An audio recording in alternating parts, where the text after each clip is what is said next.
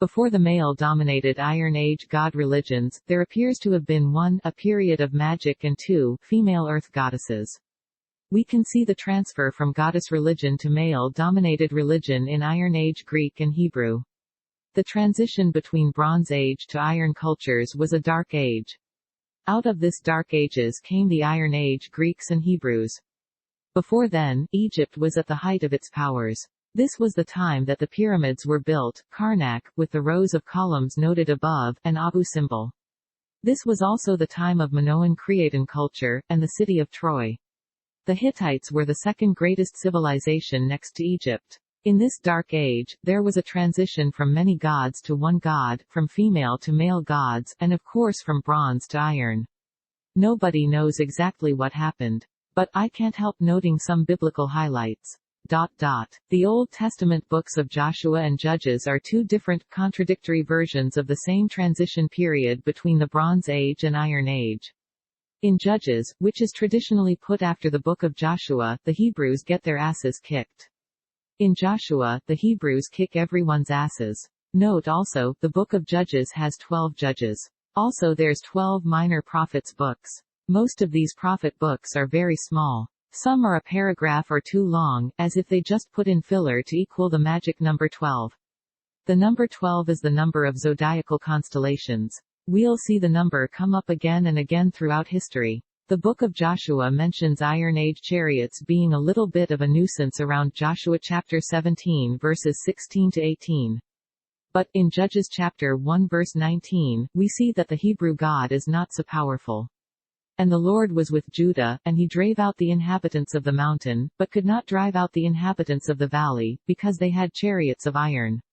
Some other mentions of iron and bronze in the Old Testament, Leviticus chapter 26 verse 19, and I will break the pride of your power, and I will make your heaven as iron, and your earth as brass, Deuteronomy chapter 28 verse 23, and thy heaven that is over thy head shall be brass, and the earth that is under thee shall be iron.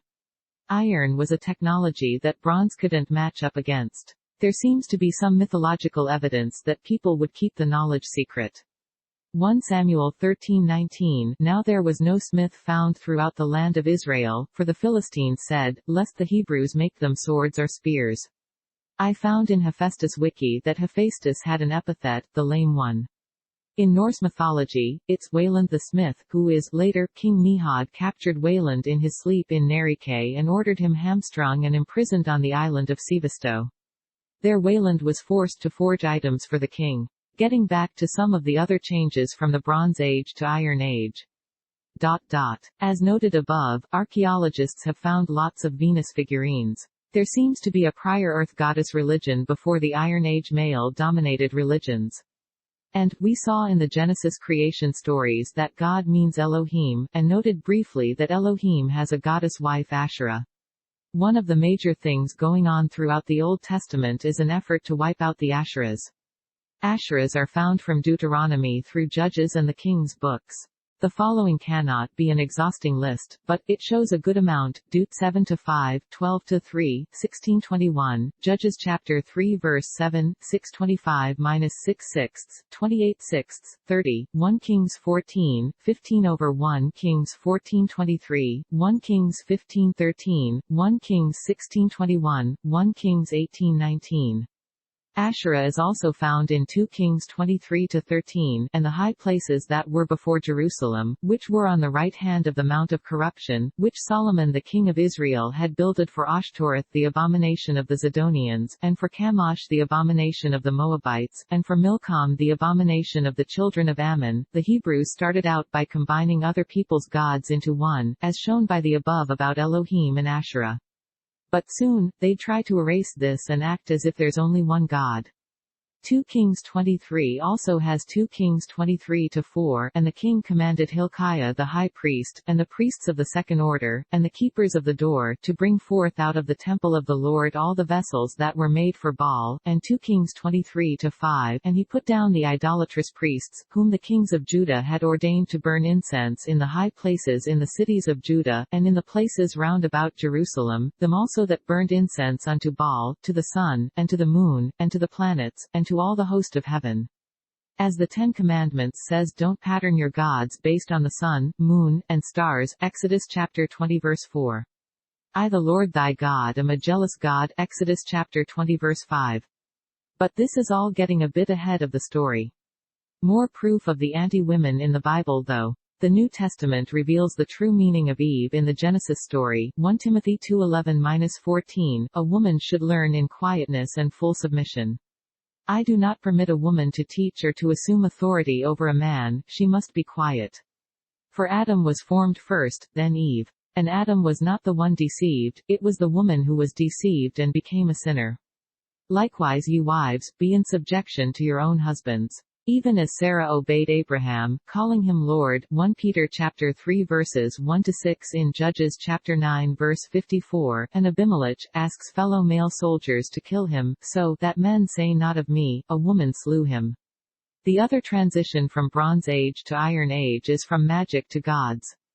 This transition is also revealed in the Old Testament. Sir James Fraser notes two types of magic, homeopathic and contagious magic.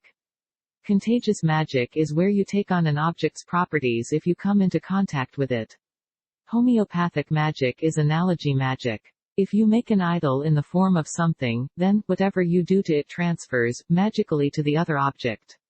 This is like what you see in Hollywood movies where someone makes a doll of someone they don't like, and pokes it with needles, or burns it, and somehow that kills their hated rivals.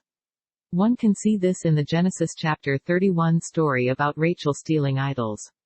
Jacob is chasing Laban and Rachel. Laban wants the images to control Jacob, but Rachel steals them. Gen 31-19. And Rachel had stolen the images that were her father's.